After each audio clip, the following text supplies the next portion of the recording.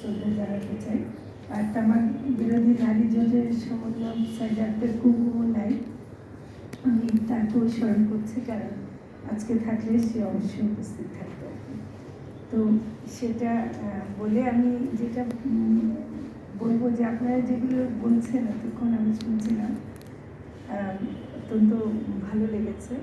তো একটা অঙ্ক করতে চাই একটু। হ্যাঁ, প্রধানমন্ত্রী 2016 সালে ঘোষণা দিয়েছিলেন, আমরা এটা ওই মিটিংয়ে উপস্থিত ছিলাম। এটা সাউথ এশিয়ান একটা মিটিং ছিল, স্পিকার সামিট ছিল।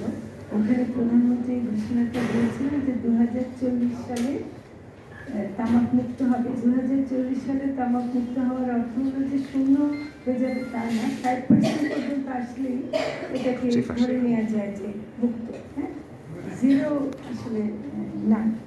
তো 2016 থেকে এখন 2024 যদি আমরা মাইনাস করি, 8 বছর হয়ে গেছে, 8 বছর হয়ে গেছে। আর 2040 থেকে 2024 হলো আর 16 বছর। তার মানে আমার যে 3 ভাগ যদি আমি করি, 3 ভাগের 1 ভাগ কিন্তু চলে গেছে। সেই অর্থে আমরা কমলা থেকে লাল থেকে কমলায় চলে আসতেছে, উল্টো হচ্ছে। তার মানে আমরা পিছন দিকে হাঁটছি। তামাকের যে নিয়ন্ত্রণের যে কার্যকলাপগুলো সরকারের দিক থেকে হওয়ার কথা, যেমন এতদিন আমরা চিৎকার করছি যে বিএটিসির বোর্ডে কেন সচিবরা থাকবে, এবং সচিব, প্রাক্তন সচিব এবং বর্তমানে কর্মরত সচিবরা যদি থাকে, তাহলে আমরা কি করে মানে আশা করবো যে ওখানে কোনো সিদ্ধান্ত নিতে পারবে। তো কাজে আমরা বাইরে চিৎকার করে যাচ্ছি, কিন্তু আমি খুব আশাবাদী না। প্রধানমন্ত্রীর ঘোষণার কথা আমরা সবাই বলি, কিন্তু আমি খুব আশাবাদী না যে 2040 সালের মধ্যে সরকার খুব কিছু একটা করবে। মানে 5% আসি বা না আসি, সরকারের কাজের দিক থেকে আমি অগ্রগতিটা দেখছি না। কিন্তু সেই জন্য আমি একটু চিন্তা করছি, দুঃখ প্রকাশ করতে চাই। আরেকটা হলো যে আমাদের সহকর্মী সীমা দাস, শিমু এবং তামিনা বলেছেন, আমি সেদিক দিয়ে বেশি বলবো না। কিন্তু আমার মনে হয় যে যেমন জর্দা ফুলের যে কারখানার যে চিত্রটা তামিনা যে করেছে, সেটাতে আমরা আসলে কিন্তু আমরা কিন্তু আইন নিয়ে কথা বলছি। যেমন পরিবেশ আইনের সমস্যা হয়ে গেছে। পরিবেশ মানে এটা তো তামাক কোম্পানির ইয়ে না, মানে আইনের মধ্যে কিন্তু ওদেরকে একটা ছাড় দেওয়া হয়েছে। এটাই তো সমস্যা। মানে এটা তো ওরা ডিক্লেয়ার করে দিয়ে একটা সাইনবোর্ড লাগিয়ে দেয়। তো কাজে আমরা পুরো তামাক নিয়ন্ত্রণ আইন, সেটাও একটা আইন। এই যে জর্দা কারখানা করে, আমরা জিজ্ঞেস করছি কীভাবে কারখানাটি স্থাপিত হয়। ওই এলাকায় ইউনিয়ন পরিষদের একটা সার্টিফিকেট নিলে তারা একটা কারখানা করে দিতে পারে ওখানে। এবং আমরা যখন অনেক জায়গায় জর্দার কারখানা খুঁজতে গেছি, সাইনবোর্ড নাই ঠিকই, কিন্তু রিক্সাওয়ালাকে নিয়ে আপনি যদি যান, রিক্সাওয়ালা গন্ধ শুকেই আপনাকে ওই কারখানার সামনে নিয়ে যেতে পারে। মানে গন্ধটাই সাইনবোর্ড। এই গন্ধটা সাইনবোর্ড হওয়ার অর্থটা কি? তার মানে এটা বাতাসে ছড়িয়ে আছে।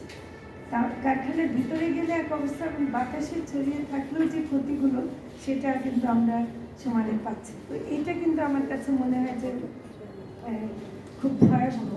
এবং তামাক চাষের ক্ষেত্রে যেটা আমরা কুষ্টিয়া এবং বান্দরবনের ক্ষেত্রে দেখছি, যে বান্দরবন তো এখন বলতে গেলে বান্দরবনের পাহাড়ি গাছ নাই। হ্যাঁ, যে গাছগুলো আপনারা দূর থেকে দেখে ভাবছেন সবুজ, ওগুলো তামাক কোম্পানিগুলো বিশাল সাইনবোর্ড দিয়ে লাগায়, পরিবেশ বাঁচান, গাছ লাগায়। ওগুলো কিন্তু অ্যাকাশিয়া, ইউক্যালিপটাস গাছ, যেগুলো দ্রুত হয়, ইপিল রাখায় ওরা, এবং দ্রুত হয়। তাহলে তাদেরই তন্দুরে যেন গাছগুলো কেটে আবার জ্বালাতে পারে। তো এইটা কিন্তু তারা সমানে করে যাচ্ছে। ওখানে বন বিভাগে ওদেরকে জায়গাটা করে দেয়, গাছ কাটার সুযোগটা করে দেয়। বান্দরবনের যে গাছগুলো, ওগুলো কিন্তু দেশীয় গাছ ছিল না, ওর মধ্যে অনেকগুলো গাছ, মানে ওষুধি গুণ সম্পন্ন অনেকগুলো গাছ, ফল ফলাদি, মানে মানুষের জীবন জীবিকা নির্ভর করতো এই যে গাছগুলোর উপর। এখন একটা গাছগুলো গেছে, যেগুলো নাকি তামাক কোম্পানি লাগিয়েছে। আপনার লালন কুষ্টিয়া যাওয়ার সময় লালন সেতু ওঠার আগে ব্রিটিশ আমেরিকান টোব্যাকো কোম্পানির বিশাল সাইনবোর্ড গাছ লাগানোর জন্য। এই প্রহসনগুলো তারা করে যাচ্ছে এবং আমরা সরে যাচ্ছে। আগে ওরা ব্রিটিশ আমেরিকান টোব্যাকো কোম্পানিটা লিখতো, এখন লেখে না, কিন্তু কালারটা এমনভাবে দেয় যেটা ওদের লোগোরই কালার। তো ফলে আপনি দেখেই বুঝবেন যে এই কালারটা ওদের। আর যেটা সীমাদার সিং একটু বলতে চেষ্টা করছিলেন যে মানে নিকোটিনের কথাটা আমি আর একটু যদি যোগ করি, সেটা হলো যে নিকোটিন মানে তামাক পাতার তো মূল জিনিসটা হলো নিকোটিন, মানে পাতার মধ্যে নিকোটিন আছে বলেই তো এই পাতাটা তামাক হিসেবে গুরুত্বপূর্ণ। এবং যেটা হয় যে সকালবেলা মানে এই যে শিশিরটা পড়ে পাতার উপর, ওই সময় কিন্তু তামাক চাষিদেরকে কাজটা করতে হয় এবং পাতাটা তাদেরকে ধরতে হয়। ওই পাতায় যখন ধরে তারা ওটা স্কিনের মধ্যে দিয়ে কিন্তু শরীরে যায়, মানে এটা ওয়াটার সলিউবল। পাতার মধ্যে শিশির যখন পড়ে তখন ওই পাতার মধ্যে যে নিকোটিন সেটা শরীরের মধ্যে যায় এবং সেইটা নিয়েই ওরা ইয়ে করে। শুধু যে পাতায় তোলার পরে যে হাত কালো হয়ে যায় তা না, অনেকে বলে যে পাতা তোলার পরে ওদের বমি বমি ভাব হয় এবং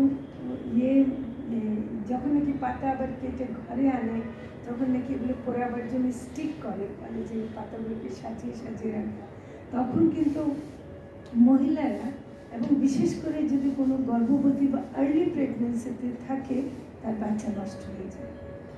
এবং অনেক সময় বাচ্চা জন্মদানের পরেও দেখা যায় যে নানা রকম বিকলাঙ্গতা দেখা যায়, যেটা যেহেতু আমাদের এখানে স্বাস্থ্য ব্যবস্থাটা অত না যে ওদেরকে পরীক্ষা করবে, কিন্তু কুষ্টিয়ার মিরপুর উপজেলার একজন উপজেলা স্বাস্থ্য বিভাগের একজন কর্মকর্তা বলছিলেন যে আমার কেন জানি সন্দেহ হয় যে এর সাথে তামাকের সম্পর্ক আছে, কারণ এখানে অনেক বিকলাঙ্গতা বাড়ছে শিশুদের মধ্যে।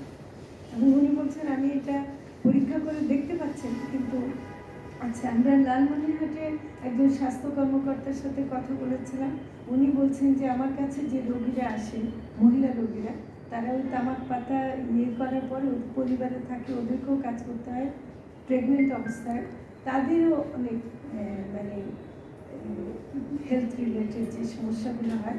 উনি বলছেন যে আমি যদি একটু লংজিটিউডিনাল একটা গবেষণা করি নিশ্চিত যে এর সাথে তামাকের সম্পর্ক আছে।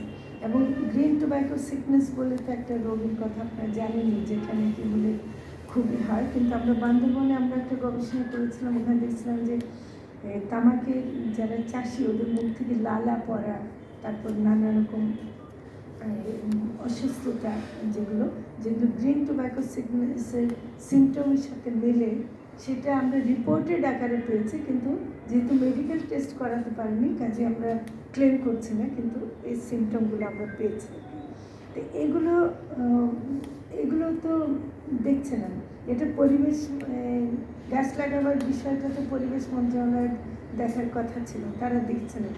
চিনাজ বলবেন, আমি খুব ধন্যবাদ দিচ্ছি যে আপনি এটা আবার খাদ্য ফসল চাষ করুন।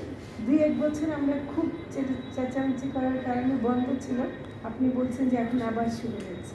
এটা কিন্তু আমাদেরকে একটু আসলে করতে হবে, যেটা খুবই ভয়াবহ যে তামাক কাটার পরেও তো যে গোড়াটা থেকে যায় ওটার মধ্যেও কিন্তু বিষাক্ত, পুরো গাছটাই তো বিষাক্ত, এটা বিষ আমরা খাচ্ছি এবং বিষের জন্য এটা ইয়ে করছে। তো আমার কাছে মনে হয় কি যে ঢাকায় আমি খুব অবাক হয়ে যাই যে ডিওএসবাসীরা কেন কোনো কথা বলে না।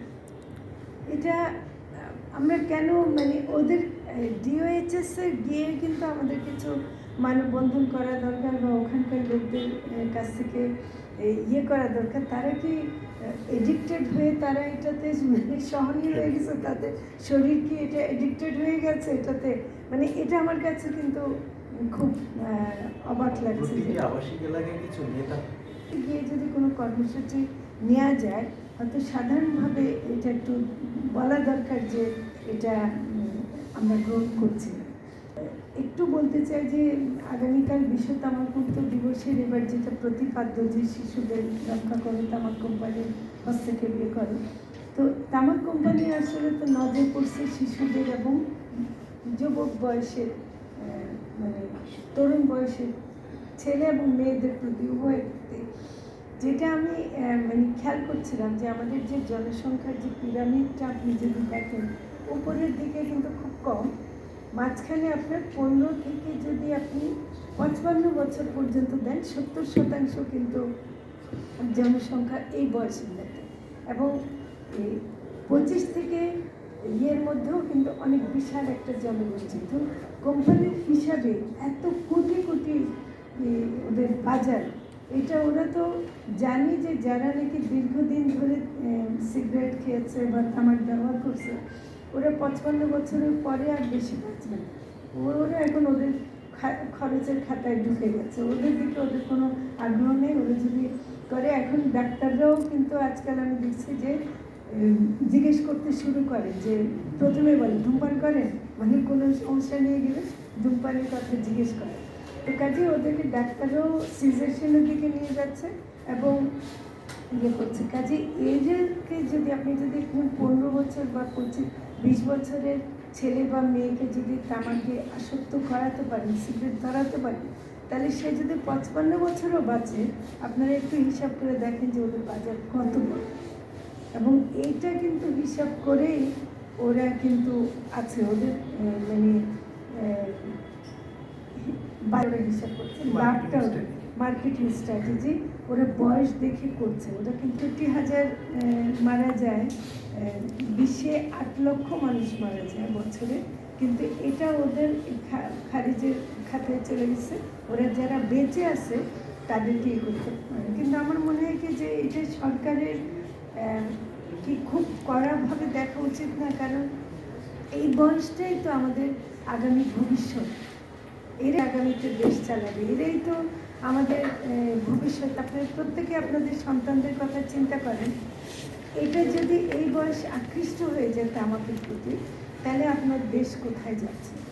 এবং সেটা আমি মনে করি একটা ভয়াবহ দিকে নিয়ে যাচ্ছে আমাদেরকে। এবং আমরা যদি এটা থেকে রক্ষা করতে না পারি, শিশুদেরকে দূরে রাখতে না পারি, এবং এখন সোশ্যাল মিডিয়াতে হওয়ার কারণেও আমি কতগুলো জিনিস সার্চ করতে গিয়ে দেখলাম যে অনেকগুলো চকলেট এবং বাচ্চাদেরকে আকৃষ্ট করার জন্য চকলেট এমনকি জুস, ওগুলোর মধ্যে ফ্লেভার জাতীয় ঢুকাতে গিয়ে ওরা কিছু তামাকেরও জিনিস ঢুকিয়ে দিচ্ছে যেন এডিকশনটা তৈরি হয়ে যায়।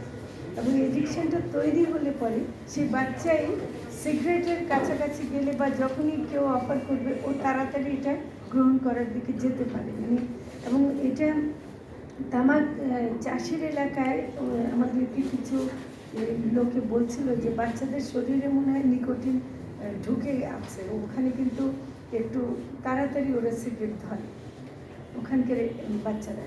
তো কাজে এই জিনিসটা নিকোটিন রেজিস্ট্যান্ট হচ্ছে না, ওরা বলে নিকোটিন এডিকশনটা ওদের হয়ে যাচ্ছে। তো কাজে এই ধরনের পণ্য কিন্তু আসছে। ই সিগারেট এখনও ব্যান করেনি, ই সিগারেটটা আধুনিক হিসাবে আসছে। নারীদের মধ্যে ইয়াং প্রাইভেট বিশ্ববিদ্যালয়ের মেয়েদেরকেও কিন্তু নেওয়া হচ্ছে। ঢাকা আপনারা কিন্তু রবীন্দ্র সরোবরে যদি যান, তাহলে রবীন্দ্র সরোবরে কিন্তু ইয়াং মেয়েরা সিগারেট ধরছে।